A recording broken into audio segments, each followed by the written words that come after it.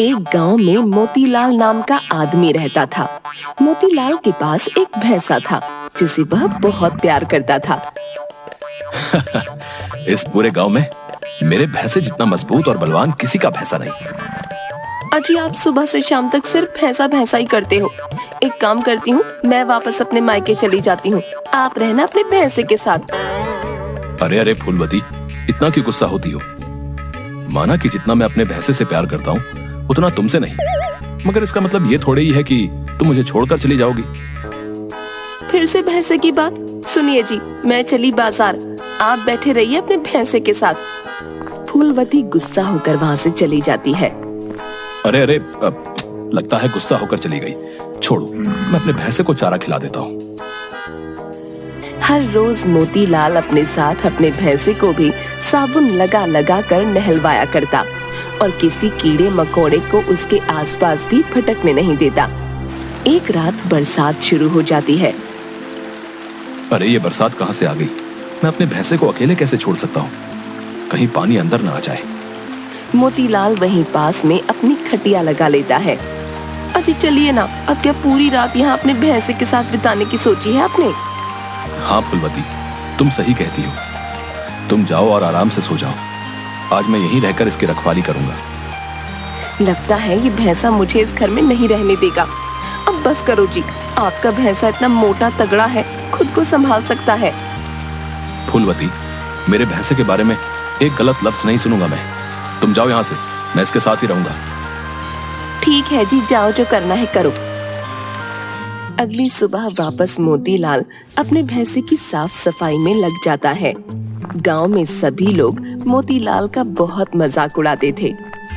बेचारा मोतीलाल सुबह से शाम तक अपने भैंसे के पीछे दौड़ता रहता है। ऐसा लगता है पिछले जन्म का प्यार हो। एकदम सही भाई। भैंसे के साथ रहते रहते मोतीलाल भी एक दिन भैंसा ना बन जाए। वो सब छोड़ो, सोचो बेचारी पत्नी का क्या होता होगा। उसे तो ऐसा लगता होगा जैसे उसकी सौतन आ गई घर में। अरे भाई, ये तो भैंसा है, भैंसिया रहती तब लगता सौतन आ गई। थोड़े से बच गया मोतीलाल। हाँ। सभी बहुत जोर जोर से हंसते हैं और मोतीलाल का मजाक उड़ाते हैं। आज इसे गांव में घुमा देता हूँ, बहुत दिनों से बाहर घूम नहीं पाया। मोतीलाल अपने भैंसे को साथ लेकर गांव में घूमने निकलता है। अरे मोतीलाल, फिर से आ गए अपने भैंसे के साथ है? क्यों भाई, तुझे किस बात पे इतनी हंसी आ रही है? हाँ, मैं अपने भैंसे के साथ हूँ। बोल, तुझे क्या दिक्कत है? अरे भाई, तो रहो ना। मुझे क्या है, मैं तो बस ऐसे ही बोल रहा था। हाँ तो जाओ और अपना काम करो। शायद वही कर रहा हूँ। अच्छा, गुस्सा मत हो, मैं जा रहा हूँ। ओके। गांव में किसी के पास कोई काम नहीं बच गया है। जिसे देखो बगुले की तरह नजर गड़ाए बैठा है मेरे भैंसे पर। मोतीलाल घर वापस आता है। अजी सुनिए, छोड़िए अपने भैंसे को और मेरी बात सुनिए। हाँ बोलो, क्या बात है? जानते हो चंद्रमुखी चाची के बारे में? नहीं, क्या हुआ उन्हें? बिस्तर पकड़ लिया है उन्होंने, लगता है अंतिम दिनों में है। आप जाइए और जाकर मिलकर आइए, वरना सभी क्या बोलेंगे। क्या? मगर मैं चला जाऊंगा तो मेरे भैंसे का ख्याल कौन रखेगा? बताओ तो जरा। हे ईश्वर, जरा सद्बुद्धि दो इन्हें। चाची बीमार पड़ी है, एक बार मिलकर आने की जगह इस भैंसे के बारे में सोच रहे हैं। फूलवती, कई बार कह दिया है मैंने, मेरे भैंसे पर अपनी खुन्नस ना निकाला करो। मैं उसे भी अपने साथ लेकर जाऊंगा। वाह जी वाह, हाथी जितना मोटा तगड़ा भैंसा लेकर चाची जी से मिलने जाएंगे? अरे इसे छोड़ दीजिए यहीं कुछ दिन, मैं देखभाल कर लूंगी। आपसे शादी की है तो इसे भी झेलना ही पड़ेगा। नहीं नहीं फूलवती, तुम पर भरोसा नहीं है, मैं इसे अपने साथ लेकर ही जाऊंगा। अरे आप बात क्यों नहीं समझते? मैं हूँ ना, मैं रख लूंगी इसका ख्याल। आप बस चिंता मुक्त होकर जाइए। दिल पर पत्थर रखकर मोतीलाल यह बात मान जाता है और अगले ही दिन चाची जी से मिलने निकल पड़ता है। अब इस भैंसे का ख्याल भी रखना होगा। फूलवती चारा डालकर चली जाती है, लेकिन भैंसा चारा नहीं खाता।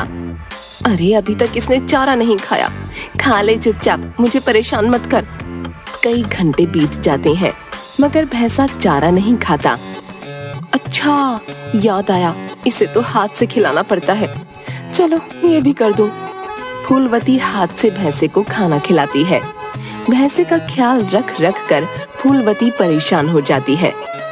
इतना ध्यान तो मैं खुद का भी नहीं रखती जितना इस भैंसे का रखना पड़ रहा है। ऐसा लग रहा है जैसे मैंने इसी भैंसे से शादी की है। फूलवती भैंसे को चारा खिलाकर अपने काम में लग जाती है। तभी एक आदमी आता है। नमस्ते भाभी जी, मेरा नाम मूलचंद है, मैं पड़ोस के गांव से आया हूँ। हाँ जी बोलिए, क्या बात है? मैं इस भैंसा को खरीदना चाहता हूँ, इसके लिए आपको मैं लाखों रुपए दूंगा। क्या सच में? हाँ, अगर आप चाहती हो तो बताइए। फूलवती सोचती है, इस भैंसे की कीमत लाखों में है। बाप रे, मैं तो इसे कोई काम का ही नहीं समझती थी। क्या हुआ भाभी जी, बोलिए। फूलवती सोचती है, वैसे भी इस भैंसे से तो मैं परेशान हो ही चुकी हूँ, बेच ही देती हूँ और लाखों रुपए देखकर तो वो भी खुश हो जाएंगे और मुझे कुछ भी नहीं बोलेंगे। फूलवती भैंसे को अपने साथ लेकर आती है। जी भैया, ले जाइए इसे और मुझे पैसे दे दीजिए। मूलचंद फूलवती को पैसे दे देता है और भैंसे को अपने साथ लेकर चला जाता है। फूलवती बार बार पैसों को गिनती है और बहुत खुश हो जाती है। वाह क्या बात है, इस भैंसे ने तो मुझे अमीर बना दिया। एक हार तो इससे बनवा ही लूंगी। कुछ दिनों बाद मोतीलाल घर वापस आता है।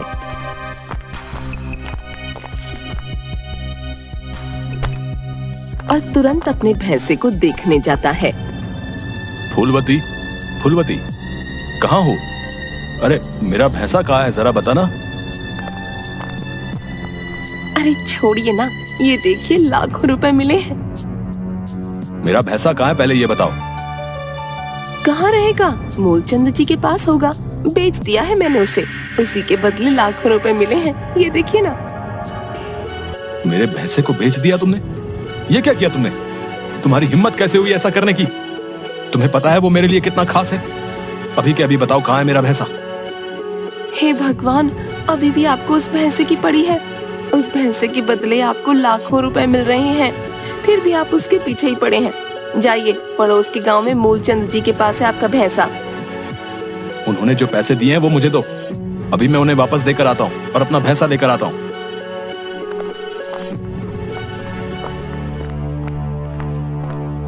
फूलवती सारे पैसे मोतीलाल को वापस देती है। मोतीलाल पड़ोस के गांव में आता है और मूलचंद को ढूंढता है। आप अपने पैसे वापस ले लीजिए और मुझे मेरा भैंसा वापस कर दीजिए। मेरी पत्नी से गलती हो गई। अजीब लोग हैं, पहले तो मान गए फिर वापस मांग रहे हैं, ऐसा नहीं होता। नहीं, कृपया मुझे मेरा भैंसा वापस कर दीजिए। ये लीजिए आपके पैसे। लाओ भाई, 2 पैसे और ले जाओ अपना भैंसा। जब देना ना हो तो सौदा करने की कोई जरूरत नहीं। अरे भाई माफ करना, गलती हो गई।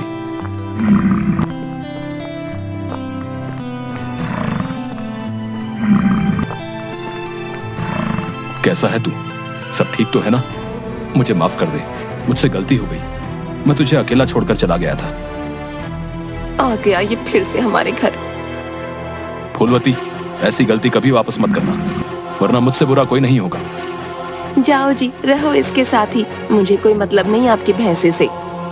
चल, आज मैं तुझे बाहर घुमा कर लाता हूँ। फूलवती सामान लाने बाजार चली जाती है।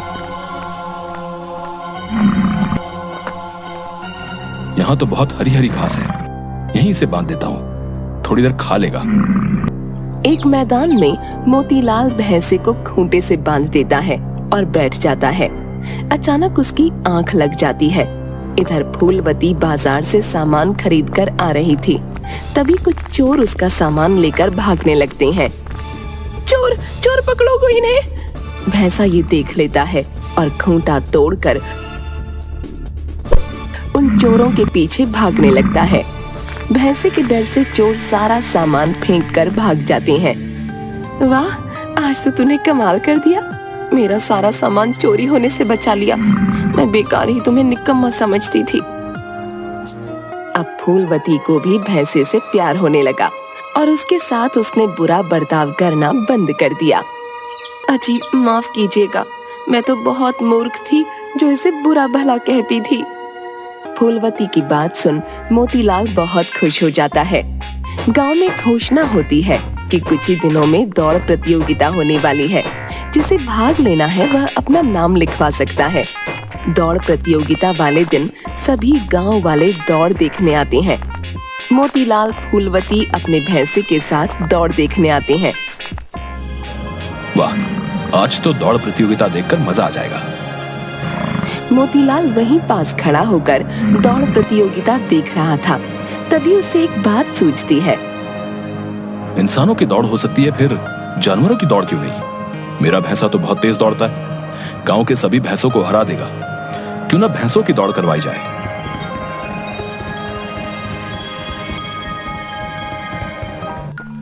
मोतीलाल ये बात गांव के सरपंच को बताता है। गांव के सरपंच को योजना अच्छी लगती है।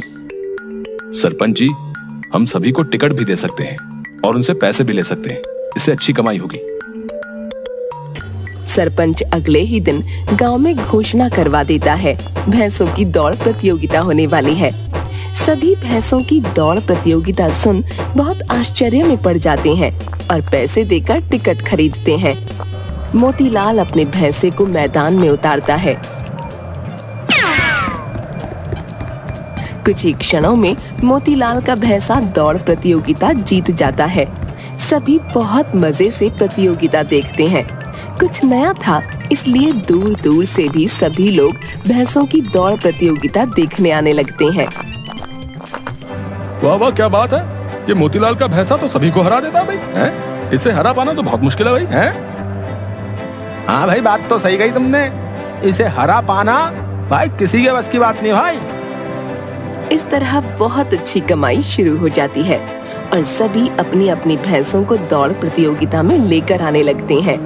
मोतीलाल का भैंसा बहुत प्रसिद्ध हो जाता है। भैंसों की दौड़ प्रतियोगिता देख आसपास के गांव वाले भी ऐसी ही प्रतियोगिता करवाना शुरू कर देते हैं। वाह मोतीलाल, कमाल की सोच थी तुम्हारी।